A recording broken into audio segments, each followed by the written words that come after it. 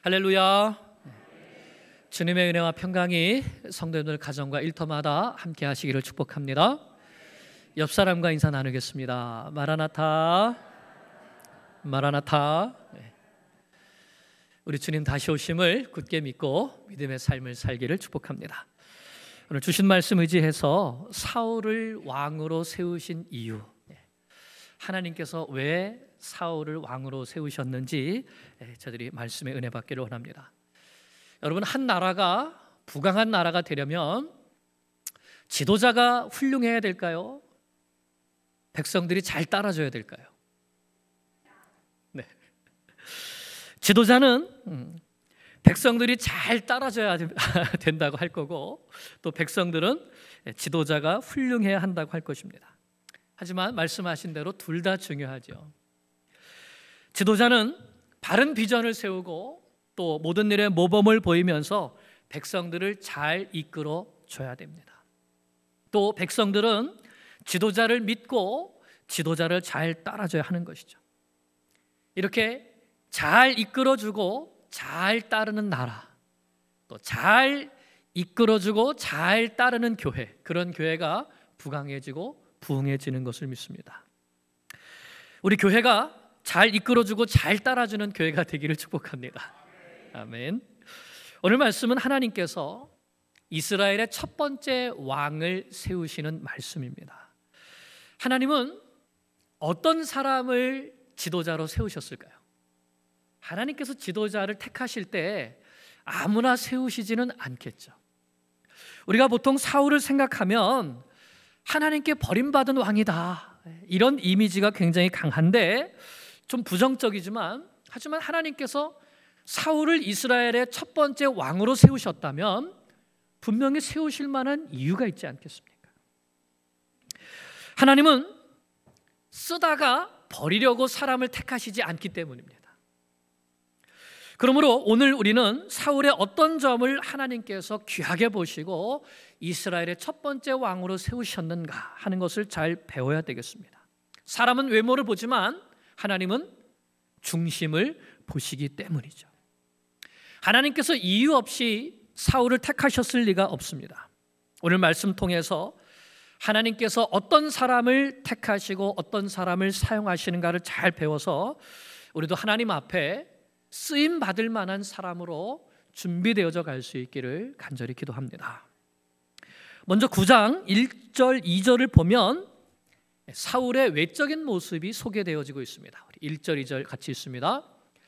베냐민 지파에 기스라 이름하는 유력한 사람이 있으니 그는 아비엘의 아들이요 스룹의 손자요 베고라스의 증손이요 아비야의 현손이요 베냐민 사람이더라. 기스에게 아들이 있으니 그의 이름은 사울이요 준수한 소년이라. 이스라엘 자손 중에 그보다 더 준수한 자가 없고 키는 모든 백성보다 어깨 위만큼 더 컸더라. 아멘. 사울의 외적인 모습이 이제 소개되어지고 있는데요, 베냐민 지파의 유력한 사람인 기스의 아들이었다 말씀합니다. 여기서 유력한 사람이라는 것은 재력도 좀 있고 권세도 좀 있는 집안의 사람이었다라는 말씀입니다. 또 그의 용모를 보면 이스라엘 중에서 가장 준수한 소년이다. 이 소년은 청년이란 말입니다. 이스라엘의 모든 청년들 중에서 제일 잘생긴 청년이었고, 그리고 키는 다른 모든 청년들에 비교해 볼 때 머리가 하나 더 클 정도로, 머리가 하나 더 있을 정도로 큰 키가 있었다. 한마디로 장군감이죠. 키가 훤칠하고 잘생긴 미남 청년인데다가 부잣집 권세가의 아들입니다. 오늘로 말하면 최고의 신랑감 또는 최고의 사윗감이 되지 않겠습니까? 그런데 무엇보다 하나님께서 이 사울을 택하신 이유는 이런 외면적인 것보다 그가 훌륭한 내면성을 가지고 있었기 때문입니다. 첫째로 사울은 책임감이 강했습니다. 3절 4절을 볼까요? 3절 4절 시작.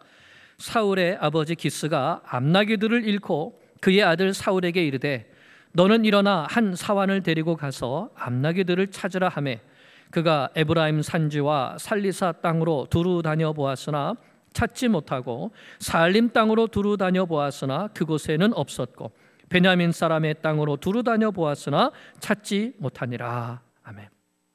암나귀들을 잃어버린 아버지가 사울에게 사환 한 명을 데리고 가서 잃어버린 나귀들을 찾아와라 명령을 내렸습니다. 아버지의 명령을 받은 사울이 순종을 하는데 무려 5군데를 이리저리 샅샅이 찾으면서 찾아보고 있습니다. 에브라임 산지, 살리사 땅, 사알림 땅, 베냐민 지파의 땅, 그리고 5절을 보면 숲 땅까지 찾아다닙니다. 아버지가 시켰으니까 잃어버린 나귀를 어디 가서 찾겠어, 그냥 찾는 신용이나 하다 돌아가자 할 수도 있겠죠. 그런데 끝까지 찾으려고 하는 책임감이 사울에게는 있었다는 것입니다. 하나님의 일을 하려면 책임감이 있어야 됩니다. 하나님께서 맡겨주신 일을 끝까지 감당하겠다 하는 자세가 정말 중요하죠. 많은 사람들이 처음에는 열정을 갖고 열심을 가지고 하나님의 일을 시작하는데, 이런저런 일들을 야심차게 시작하는데 얼마 못 가서 환경이 이래서 못하고 또는 무엇 때문에 못하고 해서 일을 그만두는 것을 자주 보게 됩니다. 바울 사도와 바나바가 2차 전도 여행을 떠나기 전에 힘이 다퉜습니다. 누구 때문에 다퉜습니까? 마가 요한 때문에 다퉜습니다. 이 마가가 나도 한번 하나님의 일 열심히 한번 해보겠다고 바울과 바나바의 이 선교팀, 이 사역에 동참했는데 얼마 가지 못해서 힘들고 어려우니까 그냥 중도에 포기하고 집으로 돌아가 버렸습니다. 그래서 2차 전도여행을 다시 떠나려고 하는데 바나바는 이 마가를 다시 데려가자고 하니까 바울이 아니 이렇게 책임감 없는 사람을 어떻게 데려가겠냐, 어떻게 함께 동력하겠냐 하면서 둘이 크게 싸우고 결국은 헤어지게 된 것입니다. 세상 일도 그렇지만 하나님의 일은 더더욱 책임감 있는 사람이 필요합니다. 교사로 섬기든지 찬양대원으로 섬기든지 또는 구역장이나 선교회 회장이나 교회의 어떤 직분을 맡든지 책임감이 없으면 사명을 제대로 감당할 수가 없습니다. 책임감 있는 사람을 다른 말로 하면, 예수님의 말씀으로 하면 충성된 사람이라고 할 수 있습니다. 내가 작은 일에 충성하였으니 내가 큰 것으로 내게 맡기리라 하신 말씀처럼 말입니다. 복음의 열매는 이렇게 충성된 사람들에 의해서 맺어집니다. 우리가 하나님 앞에 책임감 있고 충성된 하나님의 일꾼으로 성장할 수 있기를 축복합니다. 사울은 이렇게 책임감 있고 충성된 사람이었습니다. 둘째로 사울은 아버지를 생각하는 효심이 있는 아들이었습니다. 5절을 보겠습니다. 시작. 그들이 숲 땅에 이른 때에 사울이 함께 가던 사원에게 이르되 돌아가자, 내 아버지께서 암나귀 생각은 고사하고 우리를 위하여 걱정하실까 두려워하노라 하니. 아멘. 이게 아이고 이젠 그만 됐으니까 돌아가자 하는 것이 아니라 우리가 찾는 날들이 여러 날 되다 보니까 이거 아버지가 나귀 걱정은 고사하고 우리 걱정을 하시겠다 하면서 아버지를 생각하는 것이죠. 부모를 존경하고 부모를 사랑하는 자세를 가진 것입니다. 하나님의 사람이라고 하면서 하나님의 일을 하겠다고 하면서 부모를 존중하지 않고 존경하지 않고 또 사랑하지 않으면서 하나님의 일을 하겠다는 것은 있을 수 없는 일이죠. 하나님의 사람들은 반드시 부모님께도 하나님을 대하는 것과 같은 바른 자세가 있어야 됩니다. 셋째로 사울은 종의 말에도 귀를 기울일 줄 아는, 사환의 말에도 귀를 기울일 줄 아는 겸손한 사람이었습니다. 6절입니다. 시작. 그가 대답하되 보소서, 이 성읍에 하나님의 사람이 있는데 존경을 받는 사람이라. 그가 말한 것은 반드시 다 응하나니 그리로 가사이다. 그가 혹 우리가 갈 길을 가르쳐 줄까 하나이다 하는지라. 아멘. 다른 사람의 말을 잘 경청할 줄 안다 하는 것, 벌써 훌륭한 자질을 갖춘 지도자의 자질을 갖춘 사람입니다. 그것도 자기보다 아랫사람이거나 자기보다 힘이 없거나 또는 자기보다 어리거나 이런 사람의 말을 경청하는 사람은 더 그렇죠. 사울은 사환이 자신에게 어떠한 방향을 제시할 때에 그것을 무시하지 않았습니다. 귀담아 들었을 뿐만 아니라 또 그 방향이 옳다고 생각했을 때 그 말을 따랐던 것이죠. 이것은 사울이 마음이 겸손한 사람이라는 것을 보여주는 것입니다. 사울은 겸손한 사람이었습니다. 넷째로 사울은 하나님을 경외하는 사람이었습니다. 7절을 보겠습니다. 7절 8절입니다. 시작.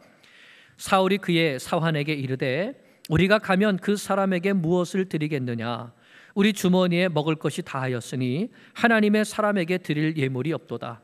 무엇이 있느냐 하니 사환이 사울에게 다시 대답하여 이르되 보소서 내 손에 은 한 세겔의 4분의 1이 있으니 하나님의 사람에게 드려 우리 길을 가르쳐 달라 하겠나이다 하더라. 아멘. 사울이 하나님의 사람에게 나아가는데 드릴 예물이 없다고 걱정했죠. 이것은 하나님께 드릴 예물이 없다고 걱정한 겁니다. 그러니까 하나님의 종에게 예물을 드려야 한다고 생각한 것은 결국 누구를 경외하기 때문입니까? 그 마음속에 하나님을 경외하는 마음이 있기 때문인 것이죠.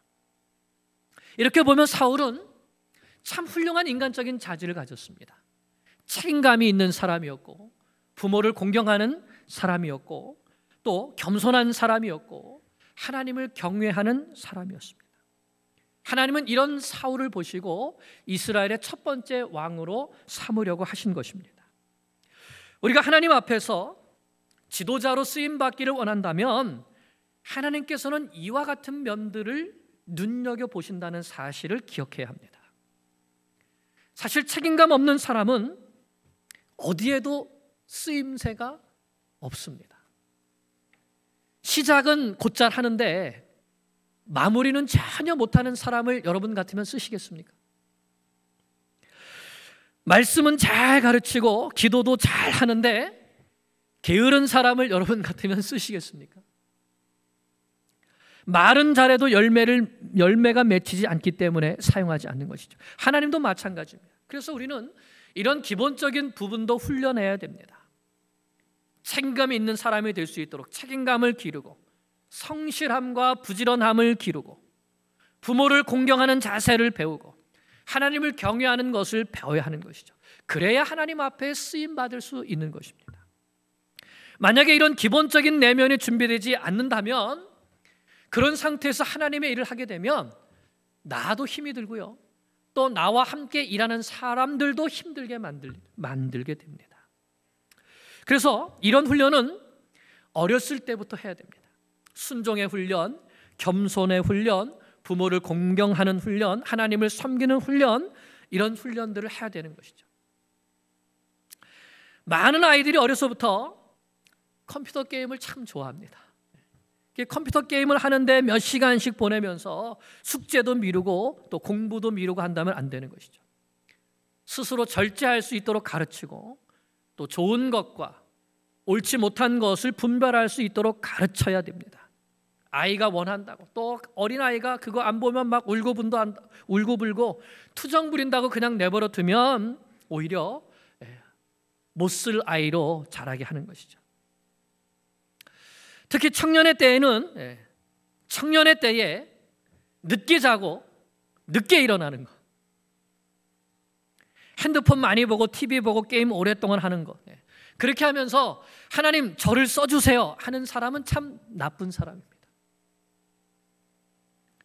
어른이 되어서도 마찬가지죠. 기도는 하나님 제가 하나님 앞에 쓰임받기 원합니다 이렇게 기도하는데 말씀 보고 기도하고 하나님의 일을 찾아보고 순종하고 하는 시간보다 TV를 묵상하면서 눈물 흘리는 시간이 많고 이상하게 내가 가는 곳에는 다툼이 일어나요. 또 누가 상처받았다고 그러고 그러면 누구를 돌아봐야 되는 겁니까? 나 자신을 돌아봐야 되는 것이죠.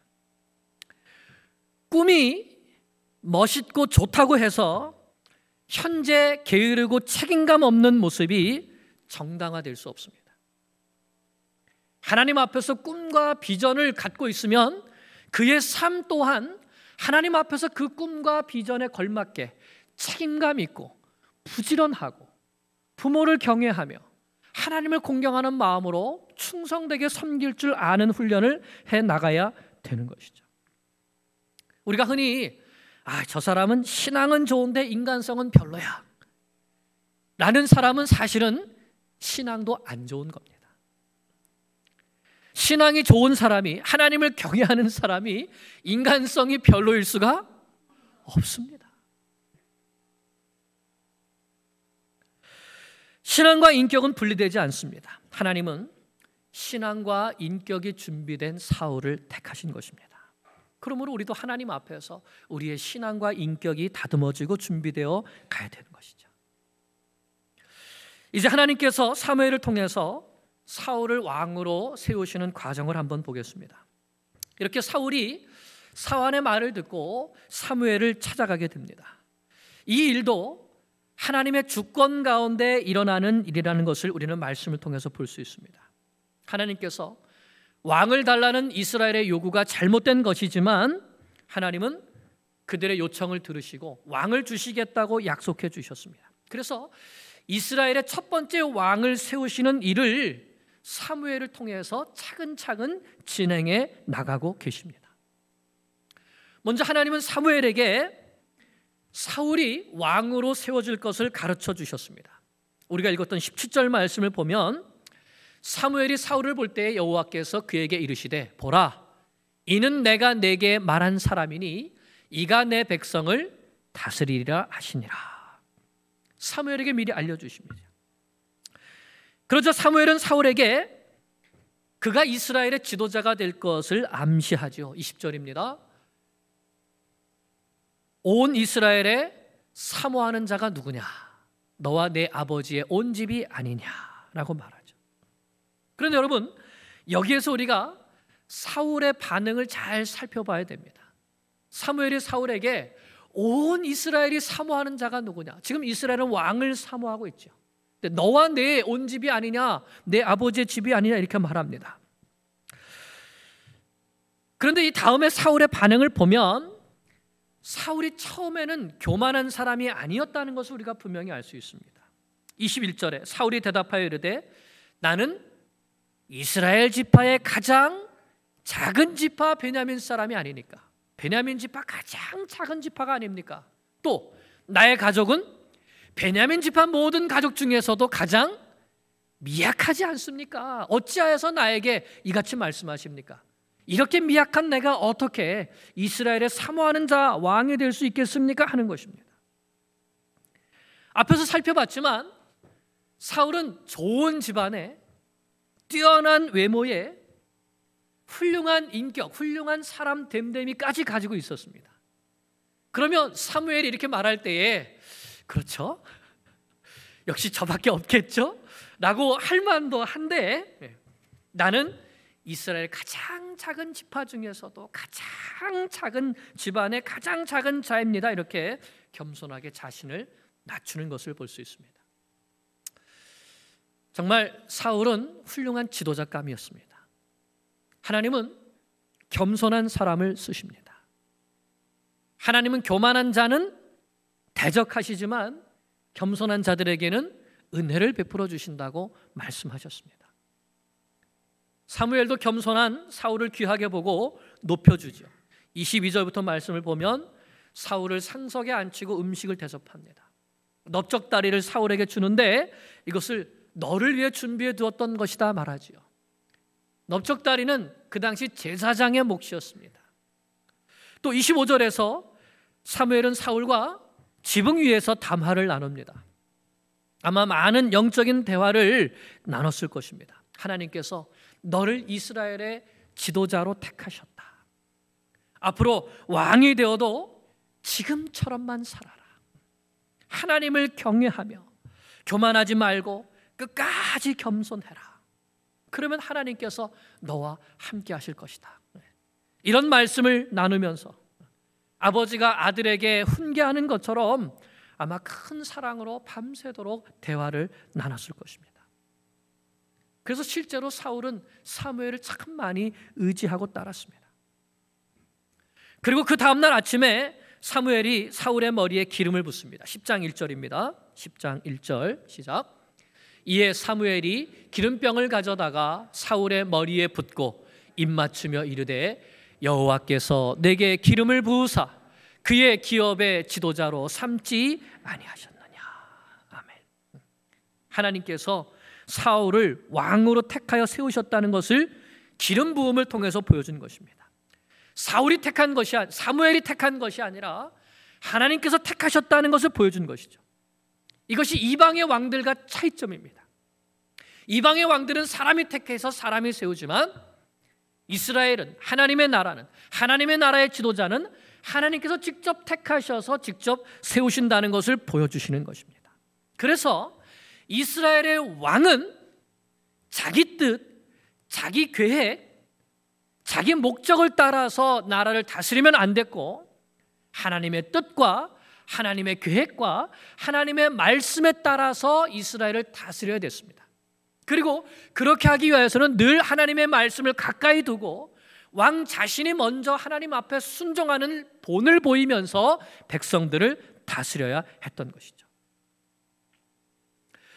그래야만 백성들이 왕을 잘 따라 하나님의 뜻을 이루는 나라를 세워갈 수 있었기 때문입니다. 오늘날 교회의 영적 지도자들도 마찬가지입니다. 영적 지도자는 하나님의 백성들을 인도하는 직분을 받았습니다. 그러므로 누가 부르셨습니까? 누가 나에게 이 직분을 주셨습니까? 어디에서 봉사하든지 이 직분을 하나님께서 나에게 주셨다 하는 것을 우리는 분명히 알아야 되는 것이죠. 그래서 하나님께서 세워주셨으니까 우리는 누구에게 순종해야 됩니까? 하나님께 순종해야 됩니다. 하나님께서 세워주셨으니 누구에게 충성해야 됩니까? 모든 일을 할 때에 하나님 앞에 충성하는 마음으로 책임감 있게 일을 감당해야 되는 것이죠. 그래야만 그 순종하는 본을 통해서 교회를 이끌어갈 수가 있습니다. 가정의 부모도 마찬가지죠. 장로님 기도하셨지만 우리는 옆으로 가면서 자녀들에게는 똑바로 가라 하면 어느 자녀가 듣겠습니까? 먼저 순종하는 본을 보일 때 자녀들을 이끌어갈 수 있는 것입니다. 그러면 우리는 하나님께서 이 사람을 영적인 지도자로 세우셨구나 하는 것을 어떻게 알 수 있을까요? 그것은 외적인 확신과 내적인 확신을 통해서 알 수 있습니다. 오늘 말씀을 보면 사울에게도 두 가지 확신이 다 있습니다. 외적인 확신과 내적인 확신이 있습니다. 첫째로 외적인 확신은 하나님께서 다른 사람들과의 관계를 통해서 부름받았다는 것을 확신시켜 주시는 것입니다. 사무엘이 사울에게 확신을 주기 위해서 두 가지 외적인 징조를 이제 10장에서 말씀해 주는데, 첫째는 아버지께서 너를 걱정하고 있다는 것을 알려줄 사람을 만나게 될 것이다 라고 합니다. 둘째는 세 사람을 만나게 될 것인데 그들이 너에게 떡 두 덩이를 줄 것이다, 사람들을 통해서 증거를 줄 것이다 하는 것입니다. 첫째는 가족과의 관계에서의 증거라고 할 수 있고, 둘째는 다른 사람들과의 관계에서 증거라고 할 수 있습니다. 지도자는 먼저 가정에서 인정을 받고 또한 함께 곁에 있는 주변 사람들에게 인정받는 사람이어야 하는 것입니다. 그러나 무엇보다도 이 세 번째 징조, 네 번째 확신이 중요합니다. 그것은 성령이 충만하고 변하여 새 사람이 되어야 하는 것입니다. 6절을 보겠습니다. 10장 6절 시작. 여호와의 영이 크게 임하리니 너도 그들과 함께 변하여 새 사람이 되리라. 아멘. 아무리 인간적으로 책임감 있고 성실한 사람이라 할지라도 하나님의 성령이 충만하고 변하여 새 사람이 되지 않고서는,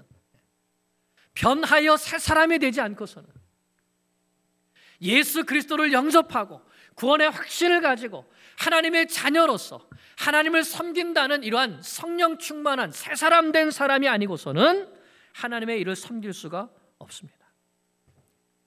우리는 보통 인간적으로 훌륭해 보이는 사람을 지도자로 세우고 싶어하는 마음이 있습니다. 사회에서는 그렇죠. 훌륭한 인격만 가지고 있어도 충분히 지도자가 될 자격이 있습니다. 그러나 교회는 그렇지 않습니다. 교회는 인간적인 인간관계의 지도자를 세우는 것이 아니라 하나님과의 관계에서 영적인 지도자를 세우는 것이기 때문에 그렇습니다. 반드시 성령으로 충만한 변하여 새 사람 된 하나님의 사람이어야 합니다.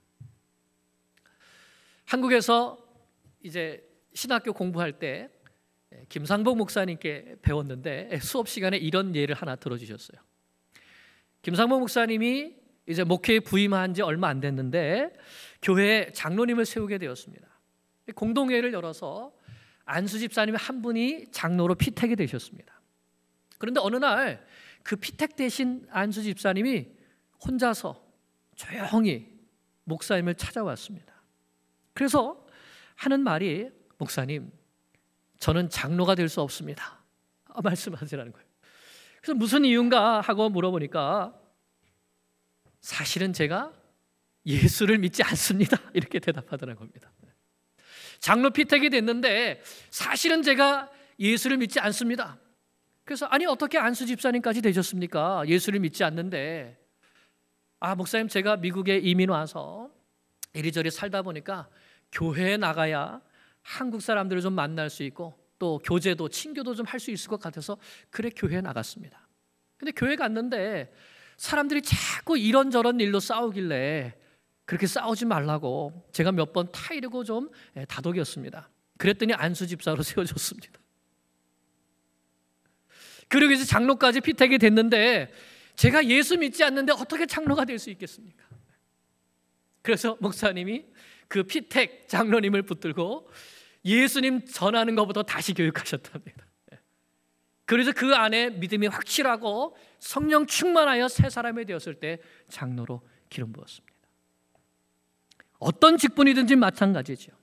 찬양대로 섬기시든지 교회로 교사로 섬기시든지 분명한 예수 믿는 구원의 확신과 또 하나님의 자녀됨의 확신과 또 나를 부르셨다는 이 확신이 있을 때에 우리는 하나님을 섬길 수 있는 것이지 재능이 있으니까 섬기는 것이 아닌 것입니다.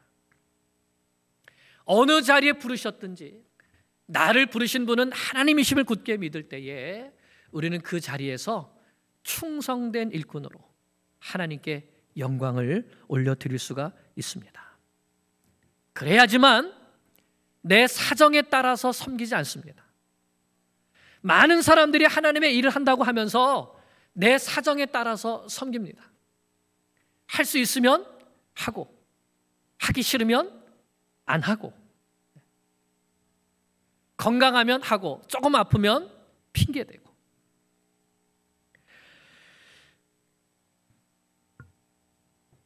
하나님께서 나를 부르셨다는 확신이 없으면 맡겨주신 일에 대해서 감사할 줄도 모릅니다. 그러므로 충성할 줄도 모르게 되는 것이죠. 우리가 하나님 앞에 사역을 감당할 때에 성령의 능력을 받아서 새 사람이 되어서 섬길 수 있기를 축복합니다. 인간적인 성실함과 책임감은 늘 한계가 있습니다. 감정이 격해지거나 인간적인 갈등이 있거나 또는 역경이나 어려움을 만나게 되면 사명을 놓아버리기가 쉽습니다. 그러나 내 안에 구원에 대한 분명한 확신이 있고 하나님께서 나를 부르시고 이 사명을 맡기셨다는 분명한 확신이 있을 때 내 형편과 상관없이 끝까지 하나님 앞에 충성할 수 있게 되는 것입니다. 말씀을 맺습니다. 하나님께서 사울을 첫 번째 왕으로 뽑으셨는데 다 이유가 있었습니다. 사울은 책임감 있고 부모를 공경하고 겸손하고 하나님을 경외하는 사람이었습니다. 무엇보다 하나님께서 직접 택하시고 이제 다음 말씀에 나오지만 하나님께서 성령을 부으셔서 변하여 새 사람이 되게 하셨습니다.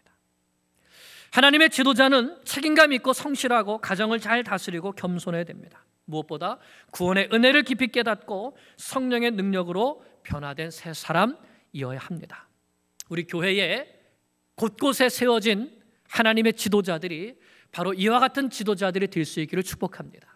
그리고 오늘 말씀 가운데서 나에게 이와 같은 면이 부족하구나 하는 것을 하나님께서 깨닫게 해주셨으면 하나님 앞에 겸손하게 엎드려 기도하면서 성령으로 변화시켜 주셔서 나의 이러한 부족한 자질들이 성령의 은사로 채워져서 하나님의 교회를 하나님 앞에서 충성되게 섬김으로 많은 구원의 열매들을 맺어가는 주의 사람이 될 수 있도록 기도함으로 감당하시기를 간절히 축원합니다.